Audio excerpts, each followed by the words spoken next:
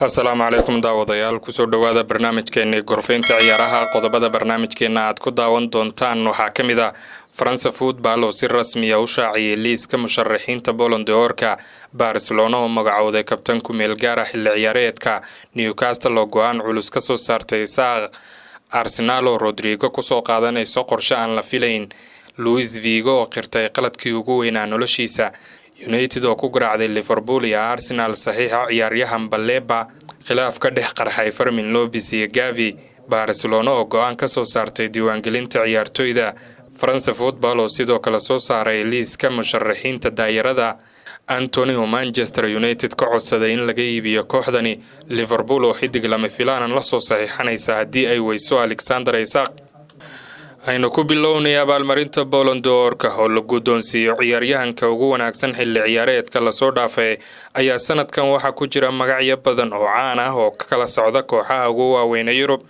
musharaxiinta abaalmarinta Ballon d'Or-ka sanadkan ayaa lagu sheegay Ousmane Dembele oo Paris, Lamine Yamal oo Barcelona, Jude Bellingham oo Real Madrid, Desire Dou oo kooxda kubadda cagta ee Paris Saint-Germain, Dazan Dumfries oo Inter Milan, Sergio Guirassy oo Dortmund, Erling Haaland oo Man City, Victor Gyökeres oo kooxda Arsenal dhawaan ku soo biiraya, Ashraf Hakimi, Harry Kane, Kvaratskhelia, Roberto Lewandowski, Alexis Magalista, Lautaro Martinez, McTominay, Kylian Mbappe, Nuno Mendes, Joy Navas, Pedri, Cole Palmer, Michael Olise, Rafinha, Declan Rice, Fabian Ruiz, Virgil van Dijk, Vinicius Junior, Mohamed Salah, Fiorentin Wars, Fatinia iyo Gianluigi Donnarumma. xafladda abaalmarinta Ballon d'Or-ka ee sanadkan ayaa lagu qaban doonaa magaalada Paris 22 December waxaana lagu salayn doonaa waxqabadka ciyaartoyga intii uu socday xilli ciyaareedkii la soo dhaafay xidiga ku guuleystay abaalmarinta sanadkii hore waxa uu ahaa Rodri kaasi oo ka tirsan kooxda kubadda cagta ee Manchester City.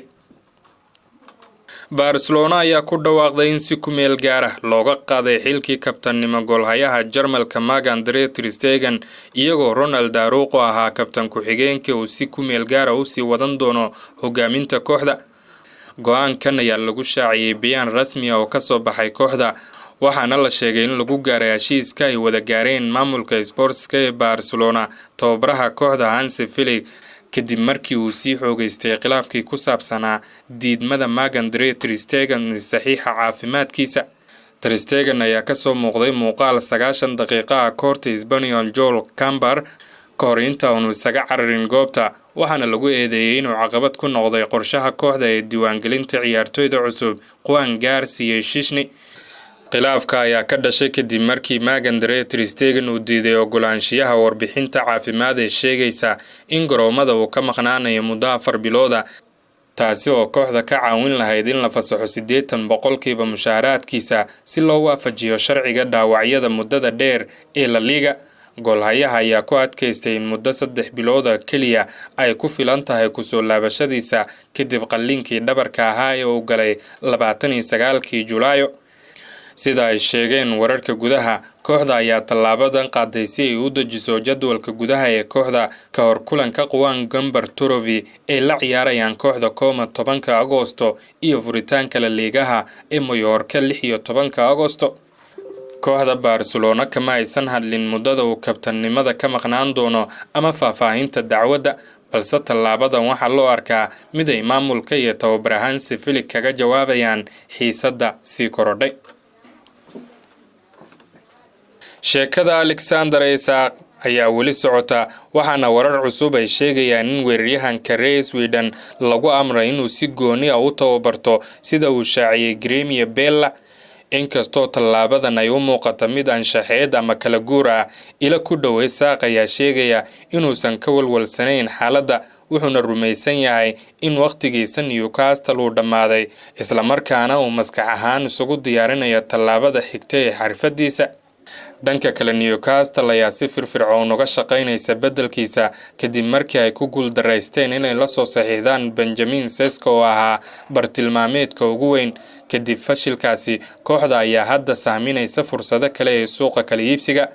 isaaqoo 2022 kusoo biiray Newcastle kooxda Sociedadna ka yimi ayaa si weyn uga iftiimay Premier League kartidiisa farsamo dhaqdhaqaaqiisa caqliga leh iyo dhamaystirka deganaanta ayaa ka dhigtay mid ka mid ah weeraryahanada loogu doonista badan yahay guud ahaan Yurub.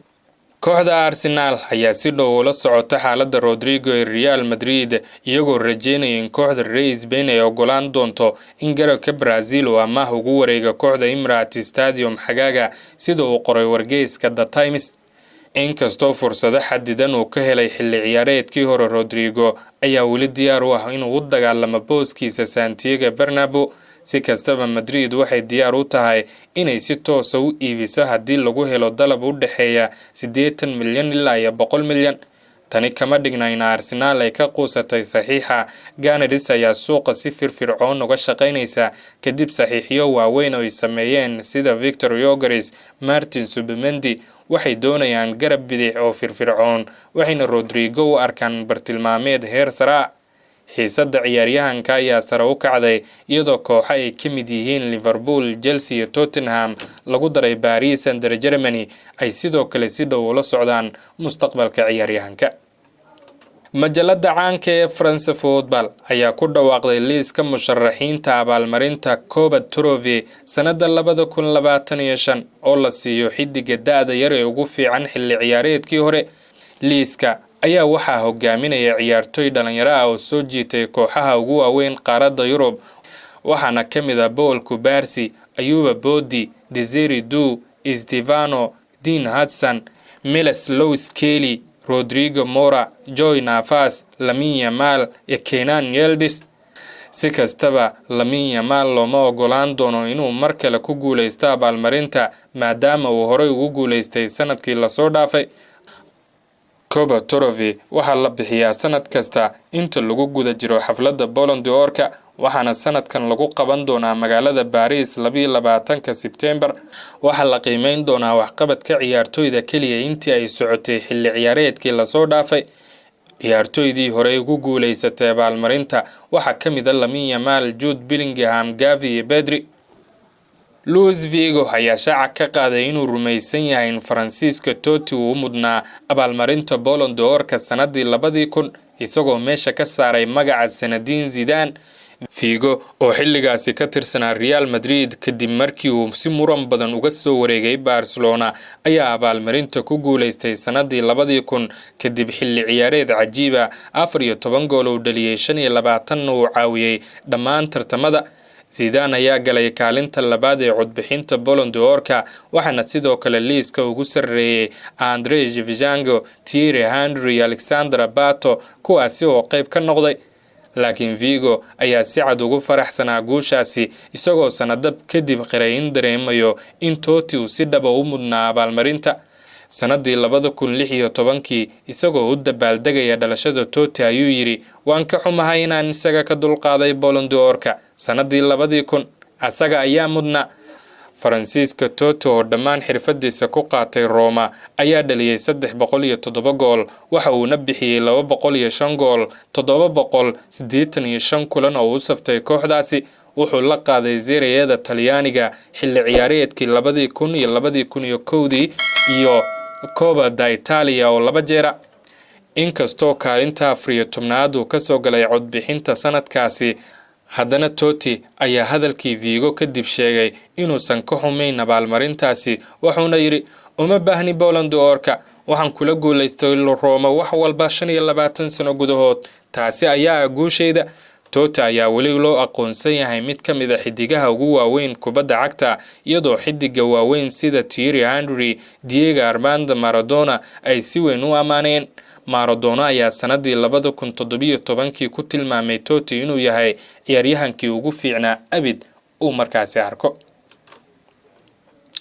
Manchester United ayaa lagu soo waramayaa inay si qarsoodi ah uga faa'iideysan karto xiriirka u dhaxeeya ciyaartoyda qaar iyo xidiga qadka dhexe ee Brighton, Carlos Baleba. kooxda Red Devils ayaa durba xagaagan la soo saxiixatay Diego Leon, Matheus Cunha iyo Bryan Mbeumo, inkastoo ay xilli ciyaareedkii hore ku dhameysteen kaalinta 15aad, isla markaana ay rumiyeen finalkii Europe League oo ay Spurs garaacday. haddana United waxay wada hadallo kula jirtaa Leipzig si ay uga hesho weeraryahankeeda Benjamin Sesko, iyadoo la sheegay in ciyaaryahanka uu doorbidayo ama uu ogolaadayba shuruudaha shakhsiga isla markaana uu doonayo ku biiritaanka Old Trafford. Sida uu sheegay David Orazante oo ka tirsan The Athletic, United ayaa sidoo kale la xiriirtay Brighton si ay u ogaato suurtagalnimada helitaanka Carlos Baleba oo 21 sano jira. Inkastoo kooxda Zagaliska aysan doonaynin inay iibiyaan xidigaasi oo ay kala soo wareegtay Lille sanadii 2023 kuna bixiyeen 26 milyan. Baleba wuxuu hore uga soo garab ciyaaray daafaca haatan United Lille Euro, waxayna yihiin saaxiibo dhow. Taasi ayaa loo arkaa inay noqon karto fursada United u sahli karta in ciyaaryahankan qadka dhexe uu doorto kooxda. Sidoo kale Baleba wuxuu xulka Cameroon kala tirsan yahay ciyaaryahanka United Andre Onana iyo Brian Mbeumo, kuwaasi oo fursad kala siin karta kooxda Red Devils. Taageerayaal badan ayaa baraha bulshada ku dalbaday in Lille Euro uu la hadlo Baleba si uu ugu qanciyo ku soo biiritaanka United. Mid ka mid ah ayaa ku qoray bartiisa X, Lille Euro wac Baleba u sheeg inuu halkaan yimaado. Liverpool iyo Arsenal ayaa sidoo kale xiiseynaya Baleba, halka Manchester City ay muujisay xiise bishii Janaayo, hase yeeshee waxay ka cabsatay qiimaha sare ee lagu helay xidigan ee gaaraya 100 milyan. Sida laga soo xigtay wargeyska El Cuiba, Brighton waxay horey u iibiyeen Moussa Caicedo lacag rikoordhana oo 115 milyan.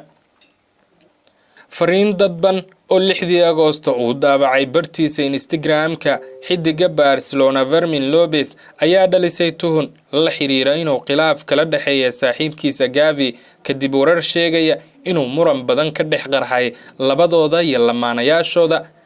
Fermin Lopez ayaa bartiisa Instagram-ka ku qoray, dadka xun weligood ma guuleystaan, meelna ma gaaraan, kuwa iska indha tiray xaqiiqda ama kuwa khiyaanada iyo fulinimada noloshooda ku raali geliya.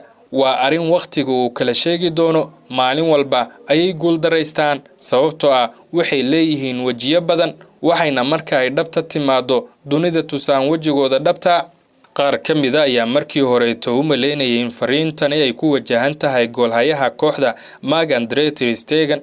Si kastaba falanqaynta baraha bulshada ee X ayaa tilmaamay in fariintani ay si toos ugu wajahan tahay Gavi, taasi oo xiriir muran ka dhaxeeya gabdhahooda Gavi iyo saaxiibkiisa Fermin Lopez. Tuhunka ayaa sii xoogaystay kadib markii Fermin Lopez uusan wax hambalyo u dirin Gavi maalintiisii dhalashada. Arrinkan ayaan caadi ahayn una dhaxeeya xiriirka xidigaha Barcelona oo sidoo kale caadi ah inay isku hambalyeeyaan baraha bulshada. Inkastoo aysan jirin wax rasmi oo ka soo baxay labada ciyaaryahan ama kooxda, hadalhaynta taageerayaasha ayaa kor u kacday iyadoo laga dhadhansanayo in xiriirkooda saaxiibtinimo uu marayo marxalad adag. Kooxda Barcelona ayaa go'aansatay inay dib u dhigto diiwaangelinta ciyaartoyda ilaa iyo toddobaadka soo socda, sida uu daabacay wargeyska Diario Sport. Waxa la sheegayaa in kooxdu ay weli ku kalsoon tahay inay dhammaan ciyaartoyda ay diiwaangelin doonto waqtiga loogu talagalay ka hor furitaanka La Ligaha 16 Agoosto. Barcelona ayaa hadda dhammaystirtay howlo muhiim ah oo dhanka maaliyadda ah, kuwaasi oo loo baahnaa in la ansixiyo ka hor intaanan ciyaartoyda si rasmi ah loogu darin liiska kooxda. Dib u dhaca wuxuu saameynayaa ciyaartoyda cusub ee la soo iibsaday, xidigaha heshiiskooda la cusboonaysiinayay balse aan weli la diiwaangelin.